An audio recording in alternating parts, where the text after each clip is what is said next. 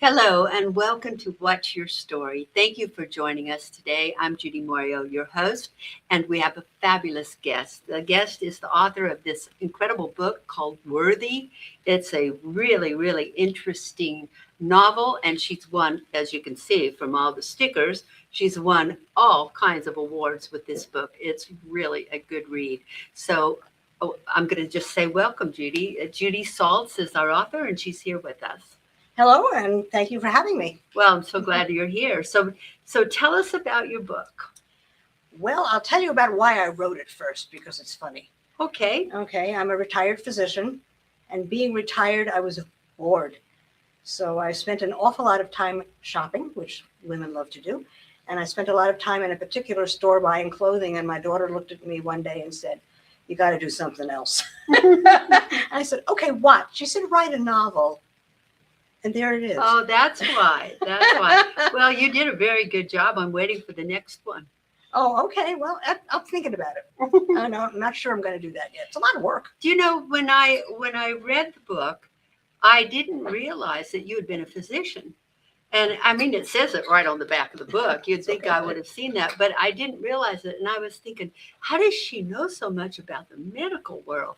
But now I know how you know so much. So how long were you a physician? I did my 30 years of primary care. Yes, I did. Oh, wow. And then I retired and moved here to Las Vegas. And where were you before? In LA. In Los Angeles. Yeah, I did my so you did 30 years in Los Angeles. Mm-hmm. Didn't you grow up in New York? Did you Yes, study I did. in New York? I did. I grew up in New York, moved to LA, did my 30 years in LA, and moved to Las Vegas. Story of my life in a capsule. In a capsule, yeah. Were you at a hospital? I was with Kaiser Permanente. Oh, okay. And not everybody out there knows what it is. It's an enormous group practice. Right. Yes. Yeah, I did a lot of training for them. Oh, okay. Yeah, they bring me in to do communication skills. Okay, work. very good. Yeah. So tell us about the book, because it's a fabulous book. Well, it's a story about two doctors and a hospital chaplain who meet during an earthquake at their hospital, which I drew on from personal experience, having lived through the Northridge earthquake when I lived in LA. Wow. And it's the story of three people who all had beginnings that were not the best for them and left them with issues of self-esteem, or lack of self-esteem, I should say. And when they met, they became friends, lifelong friends, and learned about each other's disabilities and helped and supported each other, and decided they wanted to do something to redeem themselves. And what they did, without giving away the whole story, they created an organization to do research, and the research bore fruit. Yes. And so they did the research, and then you say it bore fruit. So it means that it was quite successful, their company, and that they discover some wonderful antidote for some disease. Yeah, I don't want to give it away. Oh, sorry. Well, okay. We got to talk about the book. The product that was created by serendipity during the research helped to ease an illness, or to ameliorate an illness that has plagued humanity forever. Part of it is science fiction. This hasn't really happened yet. This is in my dreams. Yes. That if something were to occur like that, this would be spectacular. Oh, it would change the world. It would. Yeah. So you wrote from experience, and you wrote from the hope for a better world that is a possibility. Oh, yeah, absolutely. Yeah, absolutely. And what it did for the people who were involved was to give them finally something that they could hold on to that made them feel worthy. And that's why the title is Worthy. Came about. Yeah. Actually, the title came before the story. Really? Yeah, the word popped into my head, and it devolved from there. Yeah. Yeah, so you had the title first. Yeah. Yeah, that's an interesting way to write a book, because you have a goal. Yes, exactly. I don't know why it popped into my head. I have absolutely no idea. And I don't know if people know about writers. There are plotters and pantsers, people who write a book and plot it out in detail beforehand and then write the book. And then there are people who write by the seat of their pants, Yes. which is to sit down and do it as it flies. And that's what I did. Wow, that's amazing. But look at all these awards you've won. So what is it, 5 awards? 4 or 5? Yeah. I just put the book out there when I knew that these organizations, excuse me, were reading books and evaluating them. I had no idea where it would stand. And I was really amazed when I got all of these awards. I thought, oh, Well, okay. it's wonderful, isn't it? Yeah. Now, this is your first novel, right? First and only. I've written short stories. Mhm. I have some of those that are published online, but this is the first novel. Yeah. So in the novel, there's a little bit of a love story.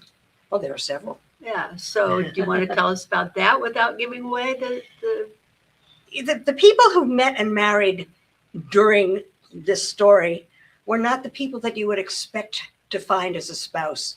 They found them in unusual ways and learned from each other because they were very different. One of the one of the main characters actually married someone who was of a different faith. Mhm. And that was an experience. Another one married someone who had rescued him at his hour of need and was his social worker. And over the years, they developed into a love relationship. Right. So they're unusual. They're not that, these people were meant for each other, Right. but they fulfilled each other's needs in different ways. Well, it's interesting about the book because there's lessons in the book. Even though it's a novel, you've got some real good life lessons in here. Yes. Yes. Did you do that on purpose? I didn't do anything on purpose. Oh, you didn't? It's funny, when I reread the book for this interview, because it's been published a few years ago, I reminded myself of how it evolved as I was writing it. And I surprised myself that that's the way it worked out. But no, there are many threads in this story. There's love story, there's psychology and healing the earth, and dealing with saving the rainforest and conserving the world. There are lots of different threads in here. Yes. Lots of different people with different interests would find something in here. And new medications Medications, and new cures for things. Yeah. It's got so much. It's a rich book.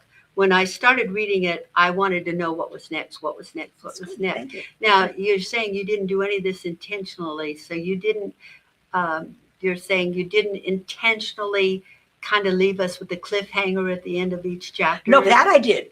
Oh, because I started to say, you got some real cliffhangers Yeah, here. that I did. You know, you can't help but wait. You want to read what's next. That I did purposefully. Oh, you did? Yes, Okay. that I did So purposefully. where did you learn to write like this? I have no idea. I have no idea. I had no idea that I had this in me. I have other interests that I've pursued in my lifetime, one of which is choral singing, which is also shown in here. Yes. I've been singing with concert choirs since high school. That's And amazing. so music has been a big part of my life. Mm-hmm. Writing has not. Science has. Yes. As a matter of fact, I left the high school that I was at because it was too literary and I was more interested in science. So I had no idea that I had the capability to do this. This was a surprise to me. Now, did you know any of these people in real life? I mean, are these characters based on people that you knew as a doctor? No, not really. They're all fictional characters. There are a lot of people who know me will recognize the names of the people who were in here because they're not the same names, but the same initial. Yeah, yeah. And they'll say, oh, I know who this is, or I know who that is. And I put in things about my family as well. I had an Uncle Jack who I love, my mother's brother. If you look in the book, there is a French restaurant called Chez Jacques. Yeah. That was intentional. That's Uncle Jack. Yeah, yeah. So, but things like that I put in that made it more personal. Yeah, because it feels, when you read it, it feels like the author knew these characters. It's like you knew who they were and what they did and how they lived. And I think they're parts of me. I really do. I think each of them has something that's part of me. in there. That's an interesting concept. I like that. Yeah, okay.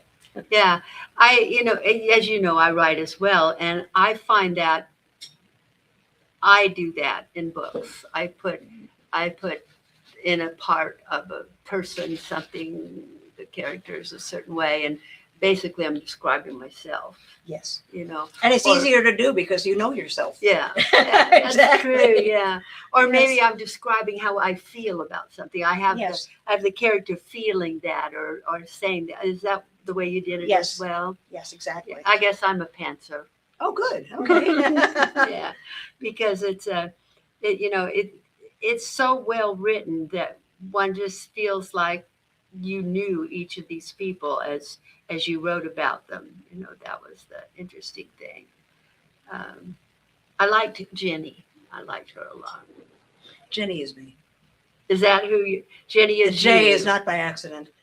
Oh yeah. Well, tell us more about that. You're Yeah. not telling us. I want to know your secrets here. There aren't any secrets. I mean, Jenny, all of the initials, like I said, I'm not going to give away everything, but they're people that I knew in my life. But Jenny is me. Well, tell our audience what Jenny was. What she was a doctor. She was. Jenny was a doctor. She was an only child, and she's Jewish, Mhm. and she has always wanted to do more to make life better in the world. She's pushes to better things, and it's because she, I guess, unlike myself, didn't feel worthy enough as who I was, and wanted to leave something behind that was meaningful. Leave a legacy. Leave a legacy. Yeah. I'm not that this is going to be my legacy, but it's a start. It is. It's very good. I had a question I was going to ask you, and it just left my mind. I'm sorry. That's okay. Were you aware when you were writing it? Were you aware that you were kind of writing about yourself? Yes. Yeah. Yes. So you created her based on who you are. Yes, basically. Yeah. I Yeah. did. Yeah. Yeah. For the good and the bad and the ugly. I like it. I like it a lot. It's fascinating to me. Now, the dialogue, when you had to write dialogue, I had a hard time with dialogue. Did that come easy for you? Writing a novel is totally different than writing a self-help book. Oh, goodness. Because Yes. you write a self-help book, it's like, here's how you do things, Right. So it's factual. So you put it down. But writing a novel is like telling a story. It's making up characters. It's making up their conversation. How do you know what they were going to say? It was what I would think that they would be saying. I didn't find it difficult. It was like I was having a conversation with the characters. I was in their heads and saying what I would have said through that character. So I found dialogue easy. Did you find that the more you got into the book and the more you got to know each character that you were creating, the more the dialogue just automatically came? It did. Did it? It did. I never had to think about what to say. It was like I was having a conversation with my characters. Yeah. It was in the moment. Did Yeah. you find that they kind of flowed into your everyday real life during the time you were writing the book? No, not at all. No. No, I was in a very different place. I was retired. I wasn't working. I wasn't Oh. young anymore when I wrote it. So no. Yeah. That's really fascinating. They talked about various things like there were descriptions of restaurants. There were like champagne. They were like celebrations. They went to the rainforest. They did research.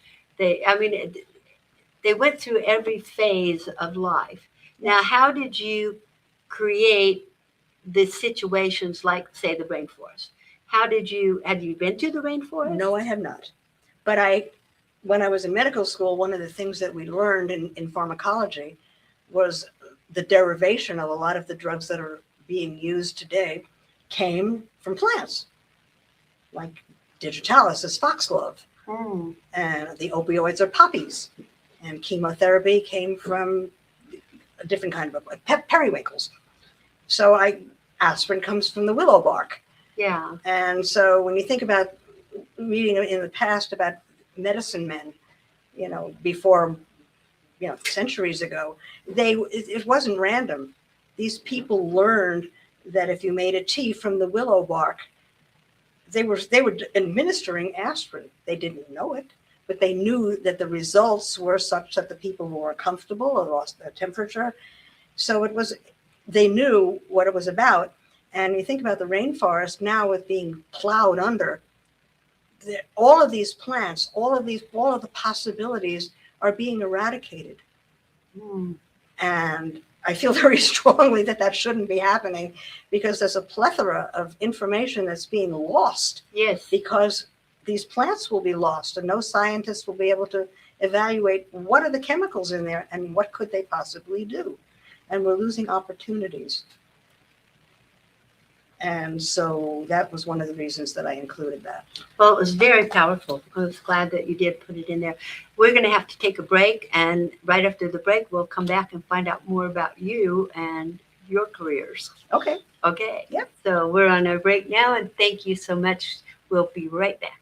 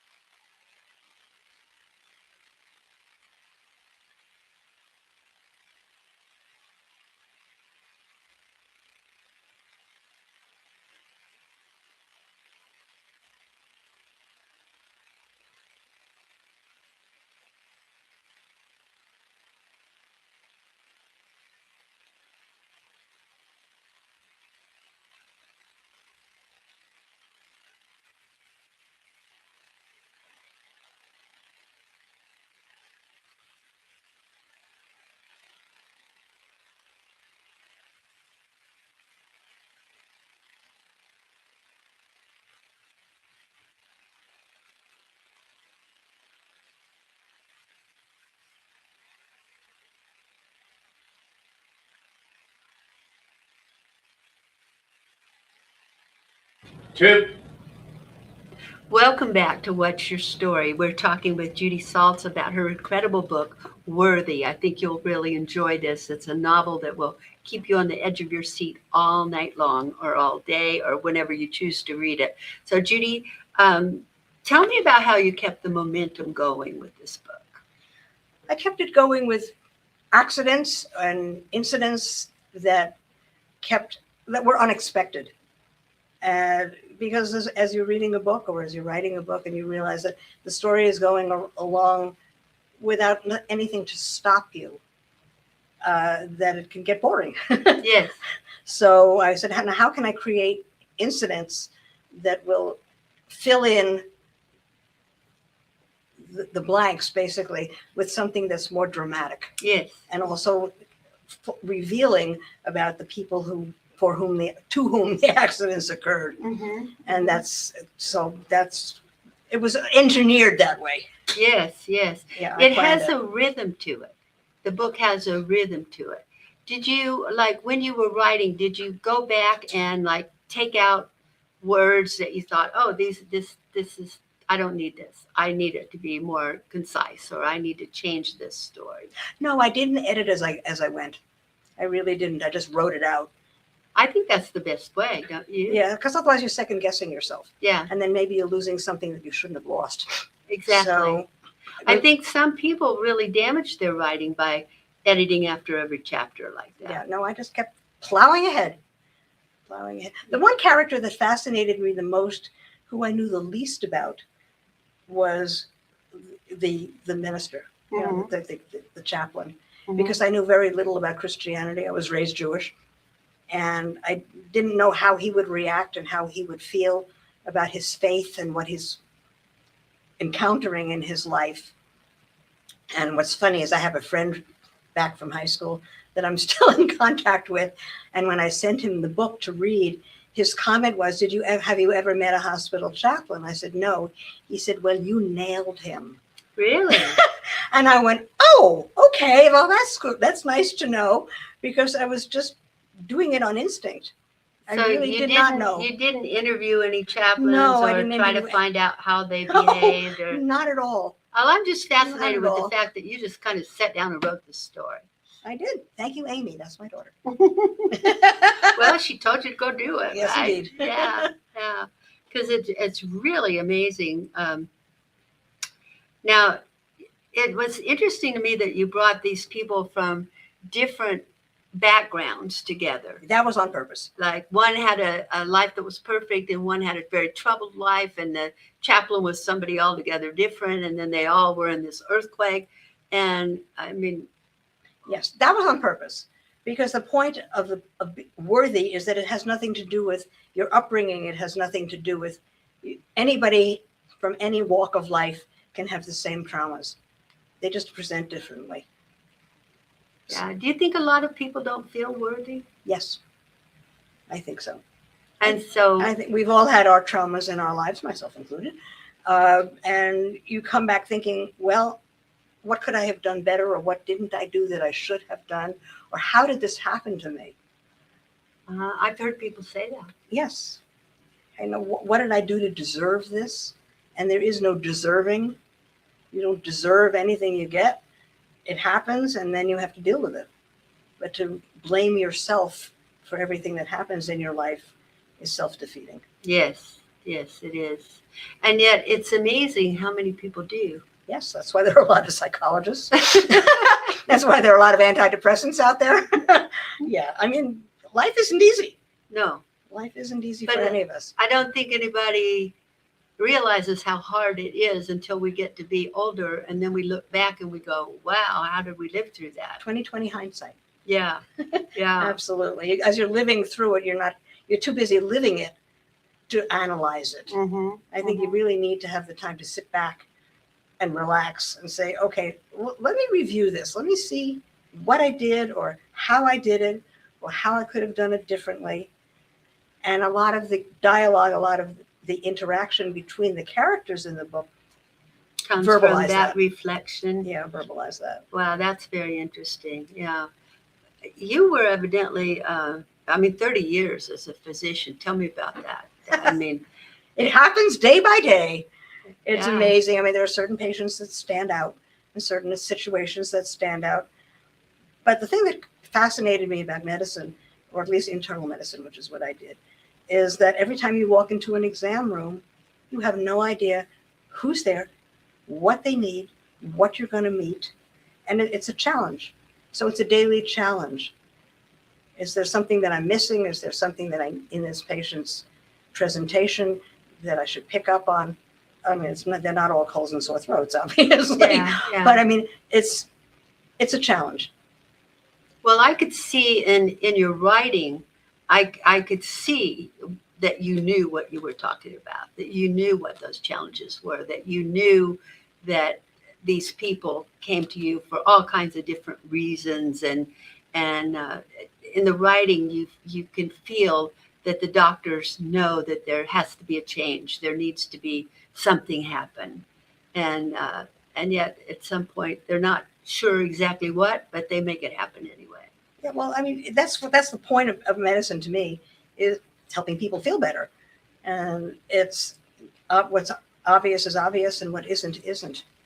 And there are a lot of illnesses out there that are different from what most illnesses are, and less is known about them. And there's a term in medicine which I love. It's called being a zebra. And when we learned in medical school, when you hear symptoms, look for hoofbeats. Don't look for zebras. And when you hear, what's most common is most common. Hoofbeats are horses, but occasionally they're zebras. So look for the zebras. Interesting. I never heard it put that way Okay, before. well, yeah. Having lived in Africa for a long time, Did you? you would think I would understand about zebras and hoofbeats, right? Okay. Right. I just found the whole book really, really good. I enjoyed it. I really enjoyed it. But you're a very creative person in many ways. You paint. Yes. You're quite a good artist. And I never knew I could do that either. Did- I learned more things about myself as I've aged than when I was in elementary school, I couldn't draw a stick figure. Art was my nemesis. Interesting. And then all of a sudden I started oil painting. And I said, what part of my brain am I using that I didn't know I had to be able to do this? Mm-hmm. And the same with writing. It was a talent I didn't know I had. Yes, but you see, you having been a doctor, you're already a very creative person. You already had to analyze people and figure out what was right or wrong about them, what could be done for them, what might not be able to be done for them, and so on. And so you've taken those same skills and you've applied it to these other mediums. Your art is amazing. I've seen some Thank of you. your work. It's really beautiful. The last one I did was a zebra. Oh, was it really? Oh, when I come out there the next time, I I will want to show see you. that. I want to see your zebra. Yes. Did you do it because of this or No, it was a picture that I saw. I said, oh, that would be fun to try to do. Okay. Yeah, No. that's fun. But you have that creativity. You have that ability to do many, many things. I imagine that you probably feel you can do just about anything if you made up your mind to it. I'm running out of ideas. Oh, you are? I mean, I'm 82. I'm not a baby. And I still feel like I'm not done yet. There's No. more. Yeah, I'm sure. And I there don't know is. what it is. So I'm searching for it Yeah. to see yeah. what it is. But I'm enjoying what I'm doing. And, if something else comes up, I'll give it a shot. Maybe I could do sculpture. Maybe I could do, I don't know. Probably could. So- I think you probably could do anything you made up your mind to Well, do. thank you. I hope so. Yeah. I hope I have the time. Yeah, I think so. Yeah. I want to see you write a sequel to this book. I don't know how to write a sequel to that. I tied up all the ends in such a neat little bow Yes. that I think it would be difficult to write a sequel. Well, is there one character in here that you feel like maybe they could go on and do something different? I'll have to think about that. There might be one of the characters that. Well, most of them aged like I did Yeah. because it's a saga. I mean, it's a lifetime I know. going through from their, they're in their 20s and 30s to the time they're in their 60s, 70s, 80s like I am. So it would have to be their children or their grandchildren that would follow through. So, I mean, it's a possibility. But I Or haven't it thought could about be it. that one of them discovers something. I'm thinking like a book entitled "Not Finished Yet." Oh, I could write a book like that. I'm not done yet. Yeah. But again, I'm not sure what I would do with it. Yeah. I would like to get a T-shirt that says "Not done yet." Yeah. I think that Because would I be. feel that way. Yeah. I feel like I'm unfinished. There's something more that I need to do. And That's I'm a not good sure what it title. is- what it is. Unfinished. That's kind of like worthy. Yeah. Unfinished. Unfinished. Or, yeah, not there yet, or something like that. Yeah, I like it. I like it. Do you think you would do more writing? I'm not sure. It's what it takes to write a book in terms of editing and publishing and even creating the cover and more importantly, all of putting it out there and advertising is, I'm not sure that I'm up to that yet. Yeah, the marketing I think is That's the worst. I don't think people realize that writing the book is the easiest part. That's step one. Yeah. And now it's sitting there on Amazon and nobody's looking at it because nobody knows about it. Yeah, because you have to drive the You have traffic to, exactly. it. And Yeah.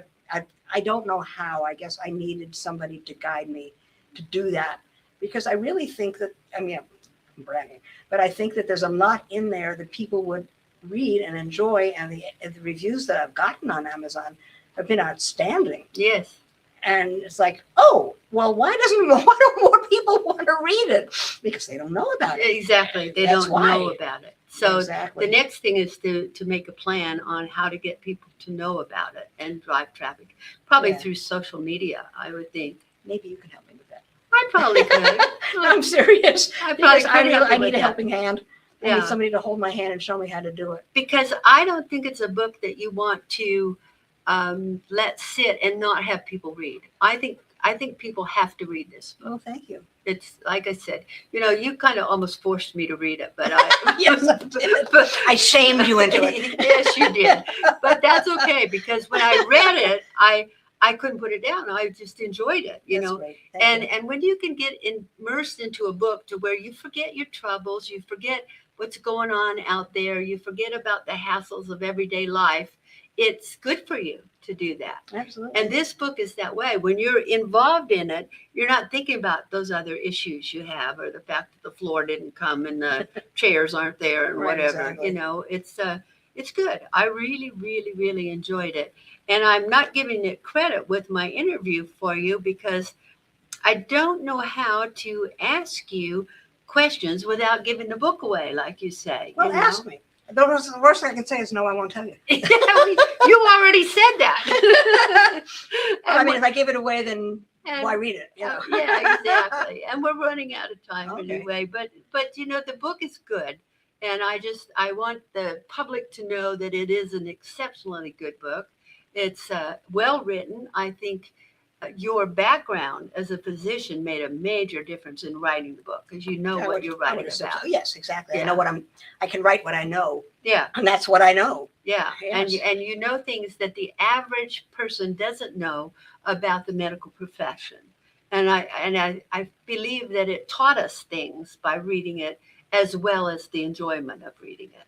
I felt like I went away knowing something more than I knew when I started, That's great. and that's what you want with a Yes, book exactly. like this. Yeah, it's an excellent book.